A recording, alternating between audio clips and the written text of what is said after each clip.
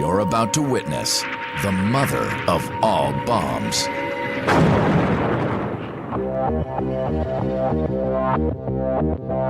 At least, that's what the Massive Ordnance Air Blast bomb, or Moab, has been unofficially christened by its creators. Well, it's tremendously powerful. This particular weapon is the largest conventional weapon ever built in the sense of the amount of explosive being carried. As the largest ever satellite-guided air-delivered weapon in history, the Moab is big on firepower. This 30-foot monster weighs more than 21,000 pounds and carries close to 10 tons of H6 explosive. When they were testing it, people actually thought they were testing small-scale nuclear devices. Pound for pound, this is less efficient than multiple smaller detonations. But the sheer destructive force of one huge blast, plus the psychological effect of the nuclear-style mushroom cloud, is undeniable.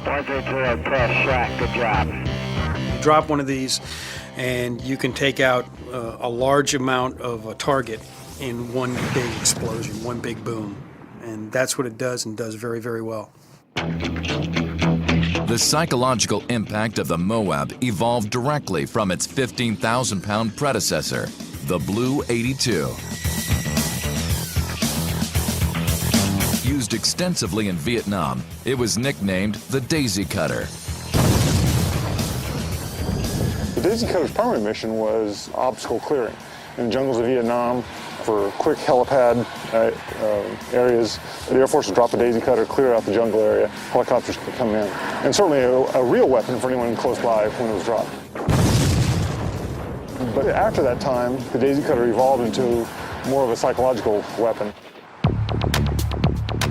The Moab was first tested in full operational mode at Eglin Air Force Base on the 11th of March, 2003, just 9 months after development began. It comes right out of the back of a C-130, like what you see here. Basically, the ramp drops, there's a platform inside, which is a standard type of a platform.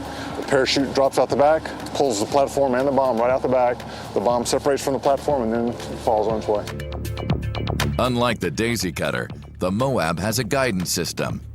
During its flight of up to 3 nautical miles, GPS and internal gyroscopes guide the bomb toward the target, where it explodes just before impact. When the fuses hit the ground, the main charge here will go off before it actually impacts the ground. This airburst detonation vastly increases the weapon's destructive range. What we're doing is we're maximizing the blast, the shock wave, if you will. What we're not doing is just throwing a lot of debris necessarily up out of the ground.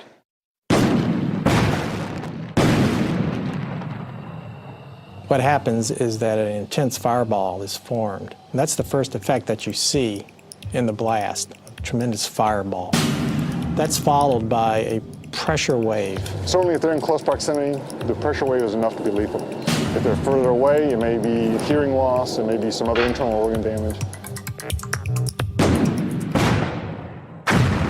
Despite its massive blast, though, it's the Moab's power as an instrument of psychological warfare that has made it front-page news. It's changed the face of battle from the perspective that you don't necessarily have to go in and do precision munitions on a lot of these different areas.